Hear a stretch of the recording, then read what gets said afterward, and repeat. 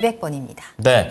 자, 오늘 시장에서는 뭐 여러 가지 종목들이 움직였지만 그 중에서 오늘의 이슈는 바로 이 방산 관련된 내용을 다뤄보겠습니다. 업황도 괜찮을 것 같고 오늘 종목들로도 개별적인 소식들이 많이 나왔는데요.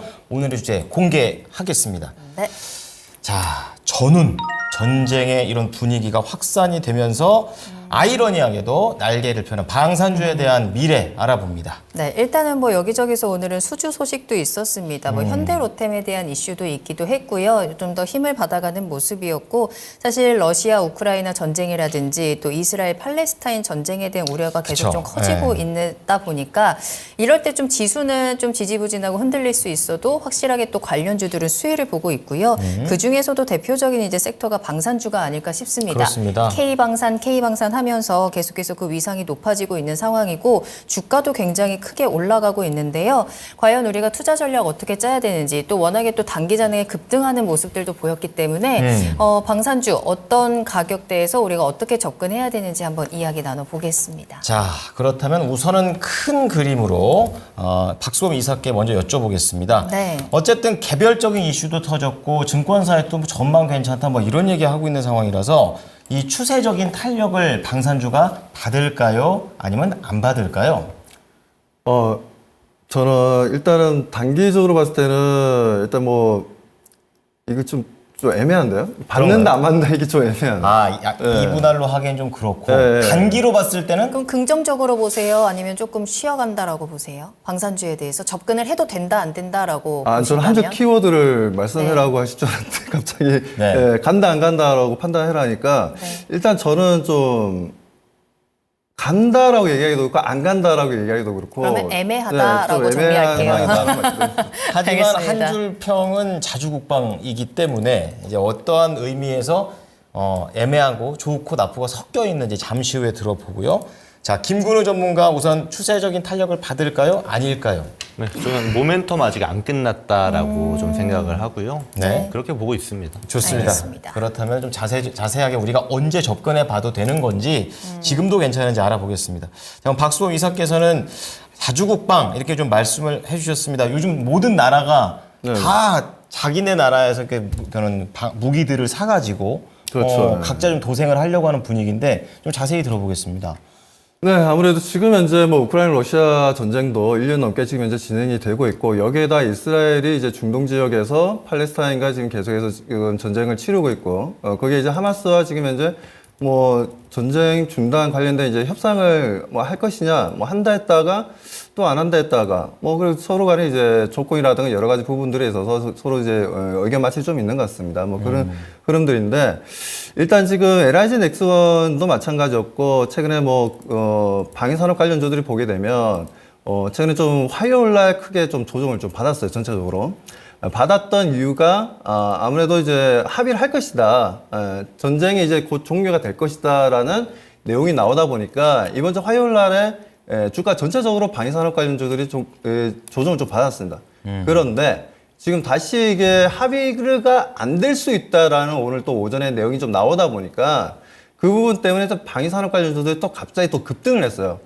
강한 수급이 좀 들어오면서 다시 한번 급등을 해주는 흐름들이었는데 지금 이렇듯 지금 어떤 국제적인 정세에 따라서 우리나라 방위산업 관련 종목들이 상승할 수도 있는 상황이고 하락할 수도 있는 상황이고 좀 변하고 있는 것 같습니다. 그래서 지금 뭐 어떤 뭐 기업의 내재 가치라든가 앞으로 수주 잔고라든가 이런 것보다는 아무래도 지금 국제적으로 좀 흘러가는 분위기에 따라서 방위산업주들이 앞으로 수주 물량이 좀 늘어날지 아니면 줄어들지 이런 부분들을 많이 지금 투자자들이 따지고 있다는 거죠. 뭐 그런 관점에서 저는 앞에도 말씀드렸지만 이게 뭐 명확하게 앞입니다, 뒤입니다라고 흑백 논리로 말씀을 드리기가 좀 애매했던 부분들이 있어요. 정치적인 이슈가 워낙 지금 강하게 주가에 영향을 주다 보니까. 그래서 최근 들어서 뭐 내용이 나오는 거 보면 이제 트럼프 같은 경우에도 올해 2월 달 같은 경우에 방위비에 있어서 우리가 나토를 보호해줄 이유가 없다. 너네들이 보호를 받고 싶으면 GDP의 2%를 달라라고 얘기했어요. GDP의 2%면요, 상당히 큰 돈입니다. 엄청나게 큰 돈인데, 이거 이제 방위비로 이제 달라고 하니까, 나토 입장에서는 깜짝 놀랄 수밖에 없죠. 우리가, 우호국인데, 미국이랑, 같이 잘 먹고 잘 살자는 관계인데, 우리들에게 이런 방위비에 관련된 부분들에서 부담감을 주냐 이런 이제 불만의 목소리가 상당히 좀 높고 그러다 보니까 지금 현재 뭐 이런 방위비를 지출이 좀 늘어나고 있는 분위기고 특히나 이제 동유럽 같은 경우는 아예 지금 러시아와 상당히 좀 가까운 지역에 있다 보니까 아무래도 이제 자주 국방에 대한 얘기들이 좀 많이 나와주고 있고 최근에 뭐 우리가 폴란드를 통해서 많이 수출을 했지만 최근 또 루마니아 같은 경우에도 새롭게 좀 다리를 만들고 있고 헝가리도 마찬가지고요. 이렇듯이 동유럽 국가들이 적극적으로 국내 방산업 관련해서 방산 회사들을 직접 우리나라에 와서 이제 방문하기도 하고 있고 하여튼 교류가 지금 현재 계속해서 이루어지고 있는 것으로 알고 있습니다. 여기에다가 남중국해 보게 되면 남중국해에다가 중국이 이제 정확하게 섬이라고 얘기하기는 좀 애매한 곳에 시멘트를 때려 부어서 이제 섬처럼 만들어 버렸어요. 그러면서 남중국해가 이거는 우리 중국 거다라고 하면서 주변 국가인 베트남이라든가 필리핀이라든가 인도네시아라든가 뭐 말레이시아라든가 태국이라든가 이런 이제 서로 간에 이제 의견 충돌이 많이 생기고 있는데 그 중에서 특히나 필리핀과의 관계가 상당히 좀 안 좋죠. 왜냐하면 지금 필리핀 같은 경우에는 이제 정권이 바뀌면서 미국이랑 짝짝꿍 이제 어느 정도 이제 코드를 맞춘 상태다 보니까 중국 입장에서는 이제 필리핀에 어느 정도 이제 압박을 좀 가하고 있는 분위기고 이런 지정학적 리스크들이 이제 좀 발생하고 있는 상황이어서 그렇다면 지금 우리가 이 부분들을 지켜봤을 때 자주 국방 관련된 이슈가 좀 크게 좀 이슈화가 지금보다 더 크게 이슈화가 된다면 제가 봤을 때는 분명 우리나라 방위 산업의 수출 물량들은 상당히 좀 하반기까지도 늘어날 수 있다라고 봅니다. 늘어날 수는 있는데 이게 또 이스라엘과 하마스가 어떻게 첫 번째 단추인 것 같아요. 여기서 뭐 종전을 할지 아니면 계속해서 전쟁이 지속될지를 따라서 방위산업 관련주들의 움직임이 좀 하루하루 좀 변화가 좀 등락폭이 커질 수 있다라고 말씀을 좀 드리고 싶습니다. 네. 전쟁 상황이라는 것은 이렇게 하루에도 여러 번 바뀔 수 있는 그런 유동적인 변수다. 이렇게 얘기하셨기 때문에 이 전망과 관련해서는 좀 쉽지 않아서 상황을 좀 보고 대응을 해야 된다. 그리고 관련주들의 변동성도 유의하자고 얘기를 해 주셨습니다. 네. 자, 그렇다면 김근호 전문가께서는 이제 모멘텀이 아직 안 끝났다. 그러니까 지금 들어가도 괜찮다라고 좀 해석을 해도 괜찮을까요? 어떻습니까? 뭐 일단 그 종목별로 좀 차이가 있을 것 같습니다. 그렇군요. 예. 이건 얘기를 한번 들어보시고 판단해 주시면 될 것 같은데 네. 우선 국제 정세를 지금 볼 필요가 있어요. 방산이 이제 사실 작년부터 사실 출발은 22년도부터 해서 굉장히 강한 모멘텀을 보여주고 있었는데 왜 그렇게 강했었나라고 보면요. 국제 정세가 사실 좀 불안한 감이 오히려 우리 방산에게는 굉장한 호재로 좀 다가왔습니다. 첫 번째로 22년도에 우크라이나 러시아 전쟁이 발생을 하니까 우크라이나랑 붙어있던 이제 폴란드가 우리도 좀 위협을 느꼈잖아요. 그렇죠. 그래서 우리 이제 현대로템이라든지 하나 에어로스페이스라든지 많은 방산 장비들을 우리 국산 방산주들을 통해서 이렇게 많이 도입을 했단 말이에요. 그게 22년도였습니다. 그리고 그게 1차 계약이었다라면 그 이후에 점점 이제 폴란드 물량이 어떻게 들어간다, 어디 종목에 들어간다 이런 좋은 호재성 이야기들이 많이 생기기 시작했고 그 이후로 방산주들이 잘 갔단 말이에요. 그리고 나서 지금의 위치에 보자라면 그러면 폴란드에서 더 수주하고 싶은데 보니까 폴란드가 좀 돈이 없는 국가예요. 그래서 그걸 좀 풀어주기 위해서 수출입은행법도 맞아요. 개정을 하고 이런 절차를 또 밟은 게 이제 오늘의 순간이 된 겁니다. 그럼 지금부터 이 모멘텀을 통해서 상승한 건 알겠는데 그럼 앞으로는 어떨까 보면요. 국제 정세를 다시 한번 판단할 필요가 있습니다. 일단 러시아의 이제 위협. 유럽 국가들이 러시아의 위협을 받고 있다라는 반증의 사례가 여러 가지가 있는데 대표적인 게 원래 나토에 가입하지 않았던 중립 국가들이 있습니다. 예를 들어 스웨덴이라든지 핀란드라든지 이런 북유럽 국가들도 작년 기준으로 다 가입을 했어요. 이거는 이제 아무래도 러시아의 위협으로부터 좀 지켜줄 팀이 필요했던 거고 이 흐름 자체는 아마 지금도 이제 유지되고 있다라고 보는 게 이제 정설입니다. 그렇다 보니까 아까 이사님께서 말씀해 주셨던 것처럼 폴란드가 수주를 했잖아요. 그걸 보고 있던 바로 밑에 있는 게 이제 루마니아가 있어요. 네. 우리도 좀 필요할 것 같은데 이렇게 보고 있는 겁니다. 자주 국방이 커지는구나. 필요하다. 예. 그렇죠. 써보니까 K방산 괜찮더라.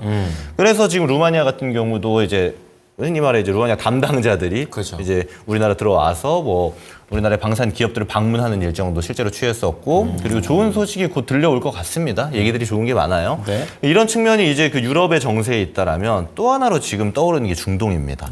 중동 같은 경우는 사실 이스라엘을 중심으로 한 사실 이스라엘 거의 혼자서 열심히 싸우고 있는 모습도 있죠. 그쵸. 그리고 이란을 중심으로 한 세력이 있고요.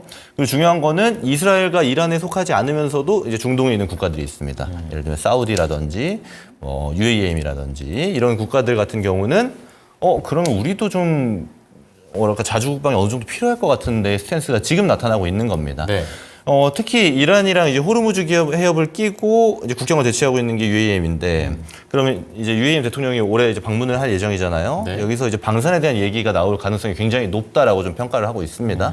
그렇다라는 거는 지금 모멘텀과 앞으로의 모멘텀을 제가 왜 체크드렸냐면요. 방산주들은요. 주가가 거의 수주잔고랑 일치합니다. 수주 산업 중에서도 가장 수주잔고랑 1대1로 밀접한 관련이 있는 게 방산주들이에요. 특히 이제 숫자가 찍혀야 주가가 반응하는 이제 4대 방산주들 같은 경우, 뭐 현대로템, 하나에어로스페이스, LIG 넥스원 이렇게 있겠죠. 네. 근데 이런 애들이 지금 이제 앞으로 모멘텀을 더 받기 위해서는 국제 정세의 지금의 불안도가 어느 정도 유지할 필요가 있는 거고, 그리고 이로 인해서 수주 잔고가 나와야 되는데 나올 가능성이 높다라고 보고 있는 겁니다. 특히 지금 이제 폴란드 2차 계약 같은 경우는 진행된 기업이 있고 또 안 된 기업이 있고 될 것 같은 기업들이 있잖아요. 그럼 이것들을 좀 분류해서 보셔야 될 거고, 그리고 또 하나는 지금 제가 그래프 좀 가져온 거 같이 보면서 좀 말씀을 드릴게요. 또 중요한 거는 수주잔고랑 제가 모멘텀을 같이 한다고 말씀을 드렸었는데, 그러면 우리가 앞으로 올라갈 모멘텀은 몇 개 있는지 적당히 확인했잖아요. 중요한 거는 수주잔고가 빠지면 어떻게 될 거냐라는 거예요. 수주잔고가 빠지면 방산주들은 주가가 거의 무조건 조정받았습니다. 빠지는 시점부터요. 그러면 4대 방산주들이 지금 수주잔고가 빠질 그래프인지 안 빠질 형태인지 좀 볼 필요가 있는데, 이거 제가 자료 하나씩 이거 찾았습니다. 한번 좀 보겠습니다. 한 땀, 한 자, 땀. 먼저 이제 하나 에어로스페이스가 있고요. 튼튼합니다. 그렇죠? 물론 이렇게 보셔야 되는 게 전사 수주잔고이기 때문에 하나 에어로스페이스가 방산 사업만 하는 게 아니잖아요. 그렇죠. 그래서 다른 사업도 어느 정도는 포함되어져 있다라는 지점을 좀 보면서 넘어가시면 되겠습니다. 다음 화면 보겠습니다. 현대로템도 마찬가지로 아직은 튼튼합니다. 잘 올라가고 있는 추세고, 근데 가장 밑에 있는 단의 파란색 그래프가 이제 파란색 막대 그래프가 이제 레일 사업이에요. 철도 사업이기 때문에 가장 큰 거는 지금 아직은 철도다라는 지점을 좀 확인하실 수가 있고요. 그리고 이제 한국항공우주 한번 보겠습니다. 여긴 비행기 쪽이죠. 물론 여기는 막 빠지고 있는 건 아닌데 버티고 있다라고 보는 게 어느 정도 맞는 것 같아요. 그리고 그 다음 또 보겠습니다. 자, LIG 넥슨도 잘 올라가고 있고요. 자, 어떤 측면이냐면 이런 상태라면은 당장에 이제 주가가 막 빠진다거나 이럴 수는 없습니다. 어차피 조선이랑 똑같아요. 정해놓고 만들고 정해놓고 이제 매출이 발생하는 것이기 때문에 이런 지점들을 봤을 때 방산은 앞으로의 모멘텀이 좀 더 기대되는 거고, 지금도 튼튼한 상황이다라고 볼 수 있겠고요. 그리고 실적 발표가 됐잖아요. 네. 1분기 보면 실적이 대부분 괜찮습니다. 하나 에어로스페이스 빼고 이 네. 부분은 제가 좀 이따가 설명을 드릴 건데, 그래서 수주 물량이 가장 중요한 거고 실적도 지금 괜찮게 찍히고 있는 거고, 중요한 거는 이제 폴란드발 매출이 찍히는 거 있잖아요. 하반기가 대부분 기업들이 다 더 좋을 겁니다. 그래서 이런 지점도 우리가 체크를 한다라면 아직은 모멘텀이 살아있는 추세인데, 근데 지금 증시가 다소 이제 환경적인 부분에서 불안한 측면이 있잖아요. 그렇기 때문에 조정이 나오고 있는 측면이라서 저는 앞으로 매출 기대감이 큰 기업들 같은 경우는 담아볼 만한 시기로도 볼 수 있겠다라고 말씀드려보도록 하겠습니다. 네, 뭐 이 수주와 실적에 대한 포인트를 강조해 주셨습니다. 뭐 자주 국방에 대한 필요성이 확산이 되면서 이 K 방산에 대한 평가도 계속해서 높아지고 있기 때문에 또 그래프를 통해서도 계속해서 이 수주가 잘 유지되고 있고 증가되고 있다라는 점 확인할 수 있었어요. 예. 자, 그렇다면 우리가 방산에 대해서 조금은 애매할 수 있고 그래도 좀 조정이 받고 있지만 접근은 가능하겠다라는 뷰를 주셨기 때문에 그쵸. 그래도 우리가 5월 달에 방산을 통해서 조금 더 수익을 챙겨갈 수 있는 기회가 있을까? 이게 또 궁금해지거든요. 좀 더 자세하게 골라봐야죠. 맞아요. 예. 종목이 또 궁금해지는데 사실 또 우리 박수범 이사님께서는 LIG 넥스원을 또 추천해 주셨던 과거가 있습니다. 그 이후로 지금 주가가 또 굉장히 많이 올라가서 채팅창에서도 덕분에 LIG 넥스원을 매수해서 지금 수익을 크게 내고 있다라는 댓글도 올라오고 있거든요. 네. LIG 넥스원을 계속 지켜볼까요? 아니면 방산주 가운데 다른 종목을 또 보고 계세요? 뭐 LIG 넥스원도 뭐 괜찮긴 한데 네. 일단 뭐 다른 종목을 좀 가지고 나왔습니다. 어떤 종목일까요? 지금 한국항공우주를 좀 가지고 나왔고요. 네. 한국항공우주는 다들 아시다시피 뭐 우주 사업도 하고 있고, 그리고 이제 방위산업 관련된 이제 전투기라든가 아니면 공격형 헬기라든가 수리온이 있죠. 이런 사업들을 계속해서 꾸준히 해 나가고 있는데, 아시다시피 우리나라에서는 이제 FA50이 주력입니다. 이제 아직까지는 한국항공우주에서 주력으로 지금 이제 판매를 하고 있고, 그리고 경공격기다 보니까 아무래도 F16이랑 거의 뭐라고 해야 되나요? 거의 흡사하긴 합니다. F16이랑 거의 90% 정도가 그 부품들이 연결이 되어 있는 부분들이고요. 아무튼 그런 부분들도 있고, 지금 현재 한국항공우주 같은 경우 이번에 또 1분기 실적 발표가 되었어요. 1분기 실적 발표됐는데 1분기 보게 되면 일단 매출은 7,399억이 나왔고요. 영업이익은 480억 원이 좀 나왔는데 예상치보다는 소폭적으로 상회해서 좀 잘 나왔다라고 좀 보여지고요. 원래 1분기가 좀 비수기입니다. 비수기인데도 불구하고 대략적으로 지금 현재 수주가 1분기의 수주가 나온 내용 보면 2,141억 정도 수주를 좀 만들었어요. 그렇기 때문에 생각보다 작년보다 좀 괜찮았다. 작년보다는 좀 괜찮았기 때문에 2분기부터는 본격적인 수주 랠리가 좀 만들어질 수도 있습니다.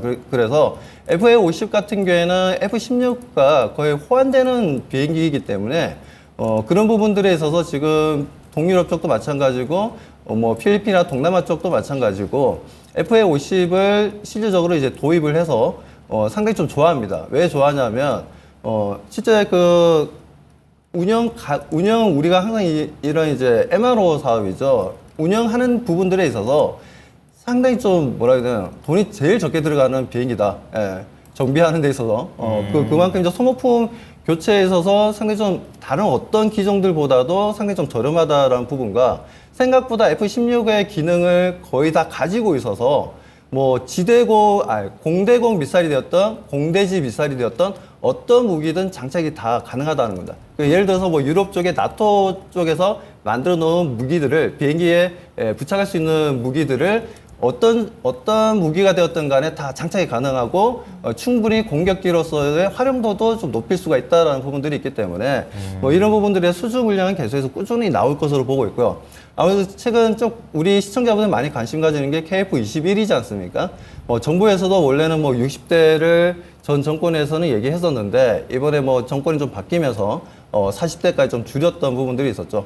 아무튼 그런 부분들도 있지만 그래도 KF-21에 대해서는 해외 쪽에서도 좀 인정을 좀 받고 있는 상황이고 국내에서도 지금 이제 계속 테스트를 하고 있는 과정이기 때문에 이런 부분들이 어느 정도 좀 마무리가 되는 2026년부터는 이후부터는 좀 본격적인 수주 물량이 좀 나오지 않겠냐라고 바라보고 있고 특히나 우리 지금 방위산업에 발주를 많이 넣는 국가가 보면 대체로 좀 중동 지역입니다.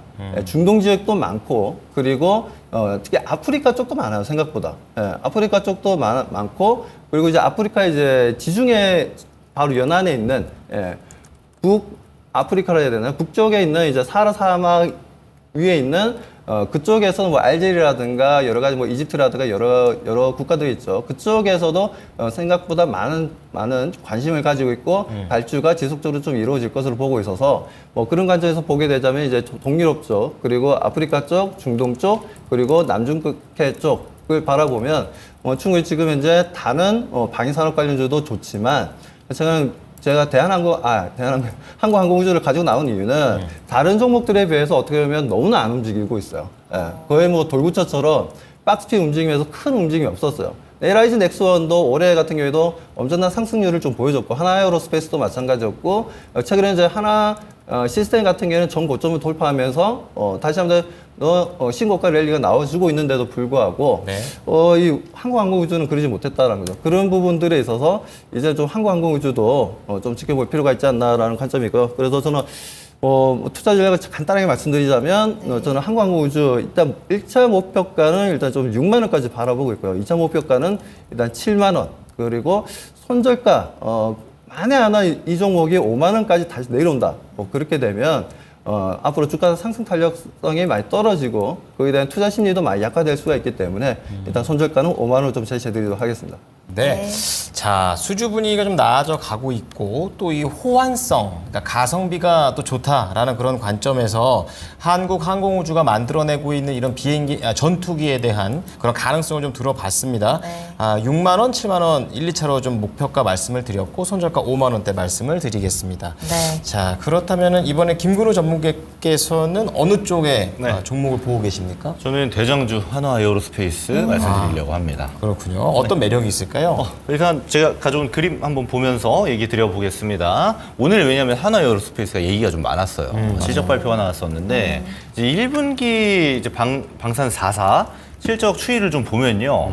이제 가장 왼쪽에 있는 게 이제 한화 에어로스페이스입니다. 그리고 위에 있는 게 매출, 아래에 있는 게 이제 영업이익인데 네. 매출이 오른쪽 세 개의 기업은 매출도 늘고 영업이익도 늘었어요. 물론 LIG 넥슨은 소폭 좀 줄었긴 합니다만은. 근데 한화 에어로스페이스는 굉장히 많이 줄었습니다. 그렇죠? 영업이익도 굉장히 많이 줄었어요. 네. 이 지점을 가지고 이제 오늘 얘기가 좀 많았습니다. 왜냐하면 실적 사실상 어닝 쇼크가 나온 거니까 그러네요. 여기서 이제 뉴스에 보통 내용이 어떻게 나왔냐면요.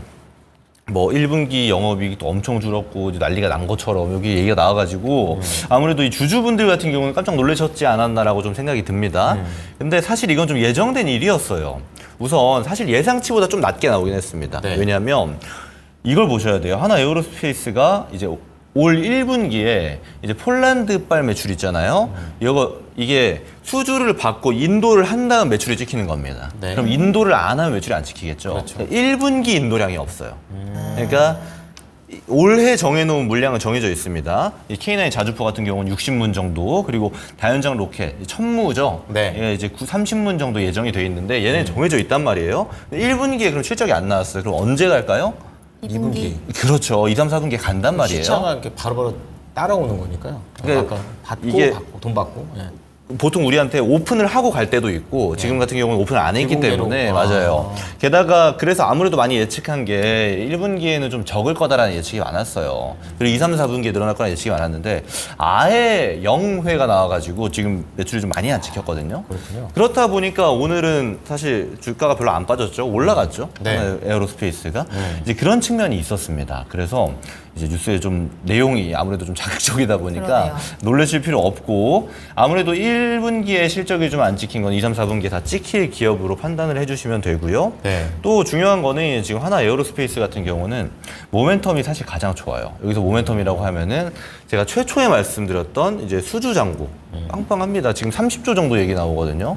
그러니까 다른 기업들보다 훨씬 더 많은 수주가 되어져 있고 중요한 건 사업도 이제 다각화가 되어져 있죠. 모멘텀도 지금 굉장히 좋은 걸 유지하고 있고 물론 이런 지점이 있습니다. 아무래도 많이 올라갔어요. 네. 아무래도 상승률이 높았다 보니까 부담스러워 보이긴 합니다만은 사실 당연히 제일 많이 가야 돼요. 대장이고 매출도 제일 잘 나왔고 모멘텀도 제일 잘 받고 있고 투자도 제일 많이 들어가고 있거든요. 저는 그래서 사실 지금 눌릴 때 좀 보는 게 맞다라고 보는 게 하나 에어로스페이스입니다.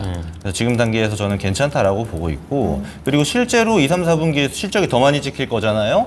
그리고 이제 1차 계약 물량 같은 경우는 25년까지 이제 정해져 있을 겁니다. 그럼 내년 매출까지는 잘 나올 게 이미 확보가 되어져 있는 기업이에요. 그렇다라면은 저는 안 볼 이유가 없다. 방산주를 보실 거면 당연하겠지만 다른 종목을 봐도 하나 에어로스페이스는 봐야 돼요. 모멘텀을 주도하기 때문에. 근데 실제로 가져갈 거라고 해도 저는 하나 에어로스페이스가 제일 낫지 않나라고 좀 보고 있다는 말씀 전하겠습니다. 그럼 가격 전략은 어떻게 보고 계십니까? 아, 가격 전략까지요? 네. 네. 이게 만약에 성격이 급하신 분들은 네. 뭐 약간 박스권으로 대응을 해도 괜찮은 건지 아니면 또 말씀해 주셨던 대로 대장주니까 네. 뭐 네. 중장기로 보고 또 다시 한번 최고점 이상을 한번 노려볼 수도 있지 않을까 이런 생각 드는데요. 중장기 같은 경우는 사실 저는 그렇게 선호하지 않고 우선은 제가 선호하지 않은 부분이 있습니다만은 증권사 리포트를 기준으로 말씀드리면 28만 원에서 30만 원대가 제일 많아요. 네. 목표치가. 네. 근데 거기만큼 보지지 마시고 그 하단부에서 한 25만 원 지금 전고대 있잖아요. 그쵸. 여기까지 충분히 갈 수 있는 종목이기 때문에 사실 방산으로 오늘도 수급 조금만 들어오니까 같이 막 가잖아요. 큰 네. 종목들도. 아, 네. 그럴 가능성 상당히 높은 종목이거든요. 그래서 일단 1차 목표가는 저는 25만 원 정도까지는 충분히 볼 수 있겠다라고 말씀드리겠습니다. 네, 좋습니다. 자, 오늘은 방산과 관련해서 전체적인 글로벌 업황 상황도 좀 체크를 했고 전쟁 상황도 체크를 해봤습니다. 그래서 나올 수 있는 두 가지 종목. 우선 박수범 이사 한국항공우주 말씀을 좀 드렸고요. 김근우 전문가도 확실히 이 대장주의 품격을 한번 따라가 보자라는 관점에서 한화 에어로스페이스를 말씀드렸으니까요. 투자에 참고하시기 바랍니다.